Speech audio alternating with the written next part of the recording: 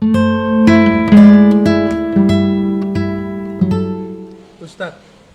ada ibu-ibu yang nanya.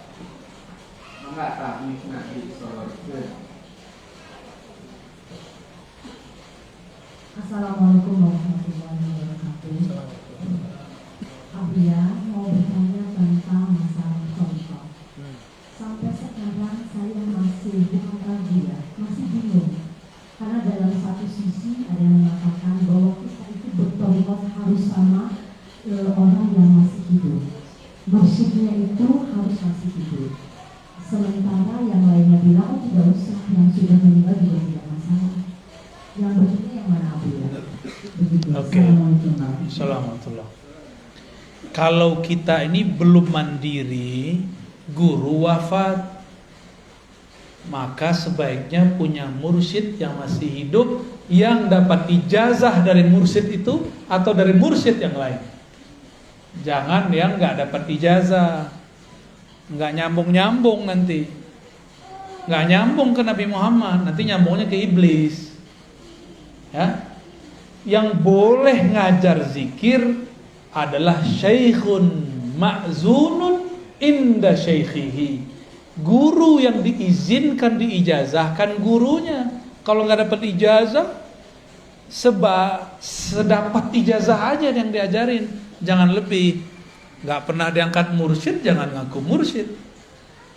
Mursyid itu nggak mesti tua loh ya. Itu masalah otoritas satu thariqah. Ada di thariqah tertentu yang dapat ijazah umur 90, di thariqah yang lain umur 19 sudah diijazahin.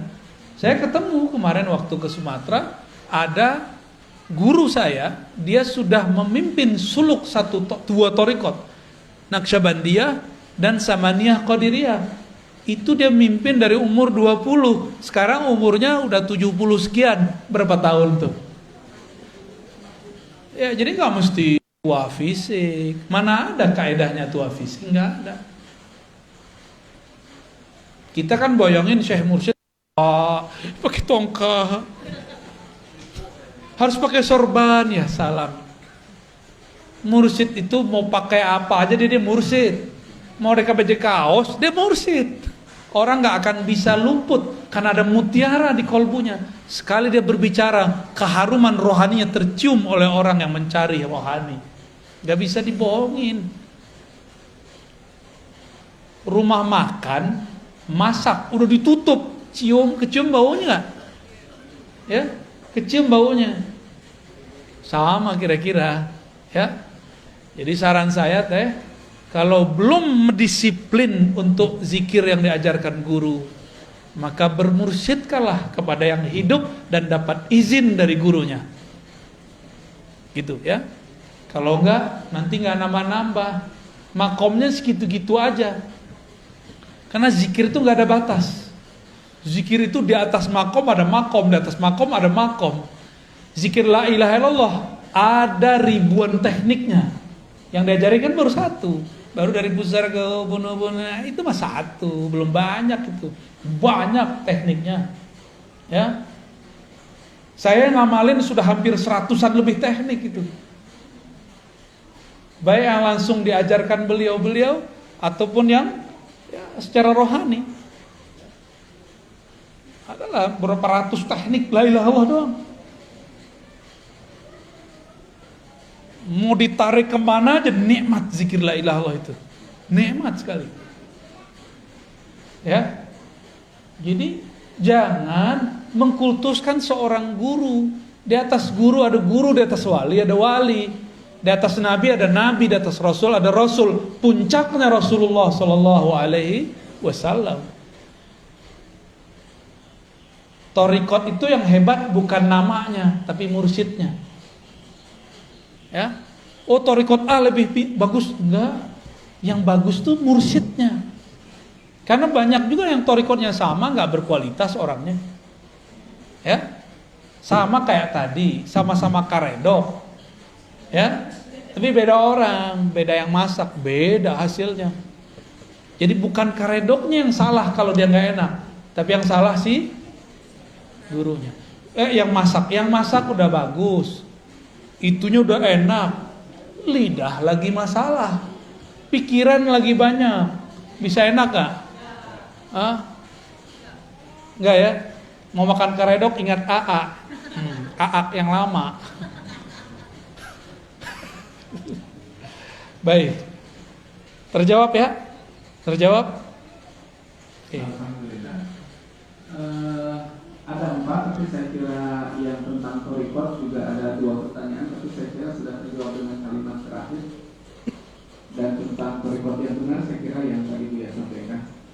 Kemudian tentang sekarang di akhir Desember, 22 Desember kemarin tentang Hari Ibu, karena itu keputusan di mereka sehingga itu dianggap sebagai tersambung jika kita mengikutinya. Bagaimana itu tentang Hari Ibu? Hari Ibu itu apa definisinya? Nggak tahu juga. Jangan-jangan mengharamkan sesuatu yang nggak tahu, ya kan? Saya mau tanya dulu orang yang mengharamkan mengucapkan selamat Hari Ibu. Saya pengen tahu nih, ini serius nanya loh, apa yang dimaksud Hari Ibu? Sehingga kita mengharamkan yang jelas, jangan yang nggak jelas. Kalaupun kita menghalalkannya, kita menghalalkan yang jelas, bukan menghalalkan yang abu-abu. Coba definisinya apa? Yang pakar nasionalis nih. Hah? Ini kan kampus, masa nggak ada yang tahu? Nyelekit ya. Apa Hari Ibu, Ustaz? Nggak tahu? Ya udah, berarti nggak usah jawab boleh dan nggak boleh, berarti kita nggak ngerti, ya kan? Oh ini menyerupai Nasrani, menyerupai Nasrani. Emang Hari Ibu orang Nasrani yang buat? Ada nggak di ajaran Nasrani Hari Ibu? Nggak ada juga. Terus di mana? Hindu? Nggak ada juga. Itu urusan apa? Ini mungkin. Jadi dengan adanya peringatan Hari Ibu di tanggal 22 itu, maka seolah-olah umat digiring untuk menghormati ibunya hanya pada tanggal itu. Emang begitu? Ya, sedangkan Oke, good. Berarti ada orang yang mendefinisikan Hari Ibu, dia buat definisi sendiri. Definisinya barusan tuh dari antum tuh. Apa kata si orang ini? Kata antum tadi apa? Tanggal 22 Seolah-olah menghormati ibu hanya pada tanggal itu sehingga umat tergiring untuk ke situ di hari Oke, lain. sekarang kita tanya sama yang menetapkan Hari Ibu tanggal 22. Apakah begitu maksud dia? Enggak, coba buka sendiri kan udah ada googling. Terus selama ini Google nggak dipakai, cuma nonton yang nggak jelas. Cobalah, aneh pura-pura nggak tahu kok tadi ya. Emang begitu definisi Hari Ibu. Giliran belajar agama pakai Google, yang begini aja yang cetek aja nggak pakai Google. Gaptek namanya, itu benar fatwa al-Gaptekiyah. Fatwa mazhab Gaptek. Tanya dong sama orangnya. Apa maksud mereka Hari Ibu? Apakah cuma Hari Ibu menghormati ibu? Memang begitu yang membuat kebijakan buat. Enggak kok, kita aja suuzon. Jadi kita buat definisi sendiri, terus kita haram-haramin.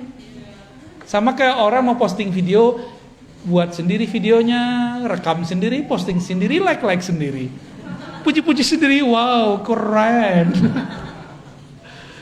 Lah ya salam. Ini zaman benar-benar bahlul bener ini.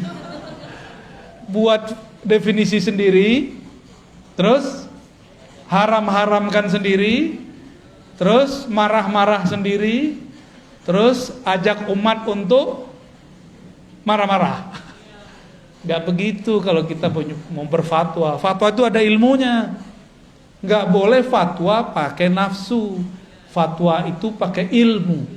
Sebelum berfatwa wajib memetakan masalah yang difatwakan. Selesai memetakannya, baru kita bilang ini yang masalah di sini, yang itu tidak masalah, atau ini masalah semua.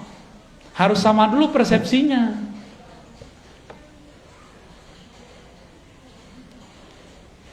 Orang Muhammadiyah punya Islam berkemajuan, NU Islam Nusantara, di Wasliyah ada Islam Apa kemarin? Waktu kita ke Wasiliyah, saya lupa deh istilahnya. Di Medan kemarin, orang Persis gimana? Islam apa? Islam murni. Pasti adalah jargon-jargon gitu. Bener? Ada orang buat definisi Islam Nusantara itu Islam sholat pakai bahasa Jawa. Ntar kalau yang benci Muhammadiyah, Islam berkemajuan, nanti sholatnya pakai bahasa Inggris, maju. Emang begitu? Saya buat definisi sendiri, terus saya salah-salahin orang, diketawain nggak? Jadi kalau kita mau menentang, menerima, mengamalkan sesuatu, tanya definisinya kepada yang punya barangnya. Namanya tabayyun. Idja'akum fasikum binaba'in fatabayyanu. Gitu Ustaz ya. Jadi gimana? Boleh nggak hari Ibu? Ya? Harus. Ya. Berarti hari Ibu bukan menggiring umat, hanya menghormati Ibu, hari Ibu saja, benar? Ya. Kalau begitu definisinya ada masalah nggak? Tapi kalau definisinya hari Ibu adalah hanya hari itu aja menghormati Ibu, itu baru nggak benar. Tapi ternyata definisi itu nggak ada kan? Nggak ada. Ya sudah udah beres kok. Kita aja yang cari-cari masalah, rame-rame sendiri, tengkar-tengkar sendiri, ngundang masalah. Emang ada bahasa Arabnya bahsul masail, cari-cari masalah. Jangan-jangan pertanyaannya masalah ya? Bener, ya lanjut. Yang satunya lagi juga saya kira harus dibahas dalam bahsul masail. Tapi yang saya akan bacakan tentang thariqah aja. Apakah saya boleh ikut thariqah Buya? Banyak tadi yang harus diikutnya 100 pun bisa. Masya Allah. Jadi gimana dong? Itu pertanyaan antum kali. Thariqah saya ngaji. Jadi ngaji aja dulu. Ngaji dulu, 1, 2 ngaji. Antum hafal nggak? Yang kedua apa? Hah? Tuh, pada lupa. Ini khidmahannya aja lupa. Apalagi antum. Ya? Khidmah. Yang ketiga baru talqin. Jadi saya nggak mentalkin kecuali saya lihat orangnya sudah berkhidmah baik ke perjuangan thariqah atau ke umat. Kita lihat dia. Atau dia sudah berkhidmat jauh untuk dirinya. Ada orang datang dari mana-mana. Dia udah lama ngaji, udah mentok. Kita lihat hikmatnya bagus, kita talqin. Tapi itu nomor 3, bahkan nomor 4 gitu. Terus apa lagi? Sholawat. Maka orang ikut thariqah kami nggak punya sholawat, keluar aja ya. Kita sholawat minimal 313. Atau kalau nggak bisa 100 pagi 100 sore. Tuh, nggak bisa juga ya 10 pagi 10 sore, nggak bisa juga. Nggak bisa juga. Udah diskon tuh. Ya, thariqah ad-diskonia. Suwe. Terus apa lagi? Mujalasalatul sholihin. Duduk bersama orang soleh, bergaul dengan orang soleh. Kita ini kan gak soleh. Kita ini masih rusak. Supaya kita ini terbentuk dengan kebaikan, maka carilah komunitas orang baik. Jangan-jangan kita lah yang merusak komunitas yang lama. Ya, jangan bilang tuh komunitas itu jahat tuh. Aku kalau di sana pasti rusak. Kita yang merusak mereka. Nih teman saya nih ada mantan nih. Kalau dia nggak ada, kata temannya nggak ada lo nggak ada rame. Ada dia nggak mabuk orang. Nggak ada dia nih. Orang nggak mabuk.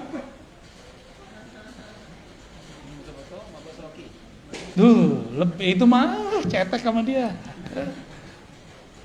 Orang kalau mabuk masih ngomong-ngomong, kata dia itu mah cetek. Bagi dia udah hilang. Serius itu. Jadi kitalah yang menyebabkan orang rusak.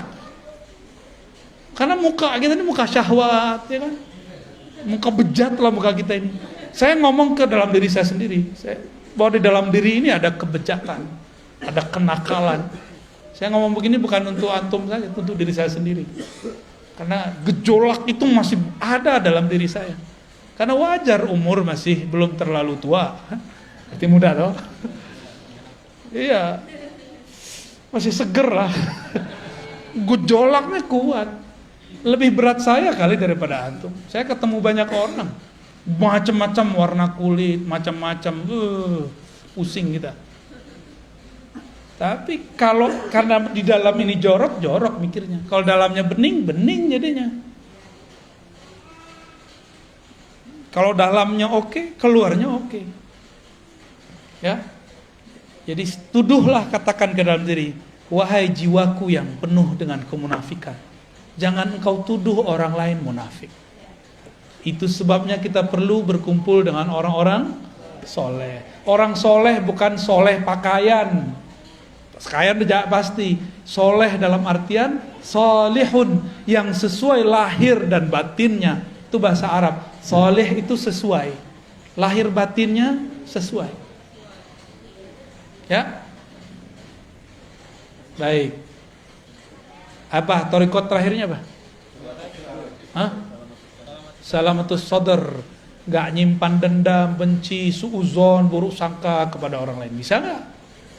Hah? Ada tekniknya. Ya, apa lagi? Masih ada? Adab. Susah kalau sendiri, kalau berguru gampang. Ya, ajari aku. Ya, itu kurikulumnya itu. Ada 7, ya. Ada 7. Dari situlah kita kemudian bergerak. Ya, sekarang marhalahnya baru 2, 1, 2, 3, 4 ini muter-muter. Ya. Ta'lim, ta'alum, khidmat, talqin, udah. Ini masih yang concern. Jadi kenapa orang thariqat masih busuk-busuk hati? Karena dia nggak nyampe ke salamatus sadar, cuma zikir-zikir doang. Zikir kalau belum istighfar, tambah banyak zikirnya, tambah besar dendam dan sombongnya. Jadi harus ada zikir pembersih, ada zikir menaikkan makom. Kalau belum dibersihkan dengan istighfar dan tobat, udah zikir la ilaha illallah, kan naikin makom. Dia naik, nodanya juga naik. Tubuh pohon ini berkembang, benalunya nggak dipotong, tambah gede pohon, tambah gede juga si benalunya. Maka carilah guru yang bisa membersihkan parasit kita. Parasit itu ya menjalar dalam jiwa. Semua itu sama. Ya. Mungkin nggak mursyid punya penyakit hati, mungkin, tapi dia tahu cara ngobatinnya. Kalau antum dikit aja nggak tahu caranya, ya, kira-kira begitu ya. Oke, pertanyaan terakhir, ya, apa ada lagi? Ini kita di belakang ada juga tuh. Ada, tuh di belakang tuh. Bukan di belakang antum, ada hantu. Ya, Alhamdulillah sudah disenangkan. Ya, sila mau dikasih ke belakang? Masih ada di belakang, Pak? Terakhir ya dari Ibu ya. Ya, angkat. Assalamualaikum warahmatullahi wabarakatuh. Assalamualaikum. Barakallahu ya. Saya termasuk yang selalu menyimak ceramah Ustaz dulu. Karena hantar Pak Ustaz. Thariqat YouTube ya. Tapi sekarang jangan ya, udah langsung. Alhamdulillah. Ini saya mau bertanya Ustaz, apakah seseorang bisa ma'rifatullah tanpa tahu nama ruhnya? Saya tahu itu dari YouTube dan punya dari Ustaz. Dan apakah yang boleh mengenal nama ruhnya itu hanya orang-orang tertentu saja atau siapa saja boleh tahu? Baik. Ustaz, kalau bisa saya mau tahu. Ini dosisnya ada dosis 1000 ini. Oke. Ilmu tentang nama ruh ada pada bab keempat. Berarti ada bab 3, ada bab 2, ada bab 1. Bab 1 ini awal. Bab pertama namanya Ma'rifatul Asma. Mengenal nama-nama Allah. Makanya talqin zikir pasti nyebut nama Allah. Orang begini masih bisa kenal Allah tanpa nama ruh.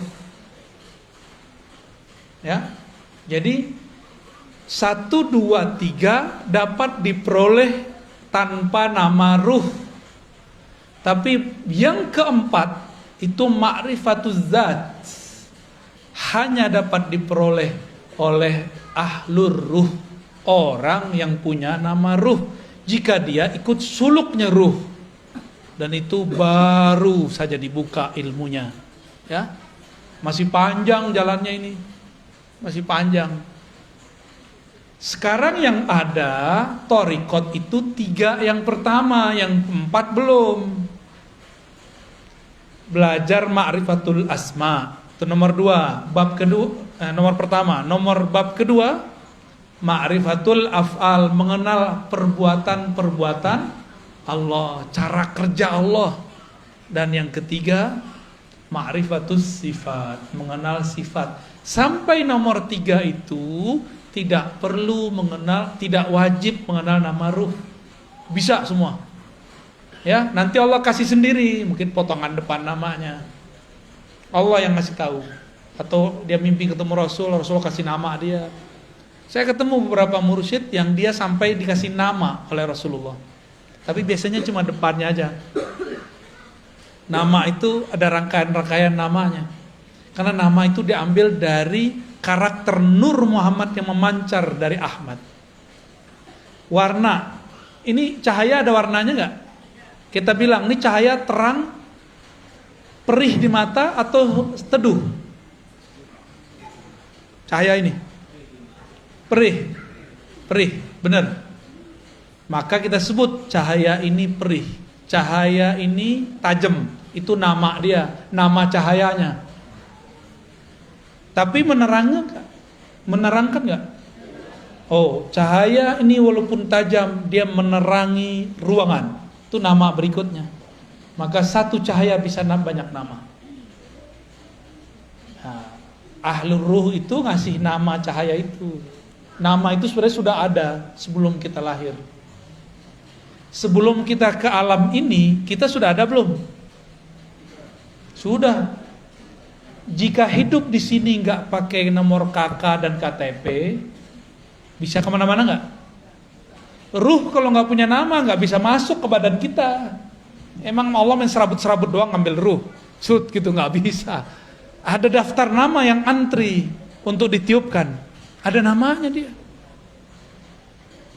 Dan yang punya pengetahuan mengenai nama ruh bukan saya, Bu.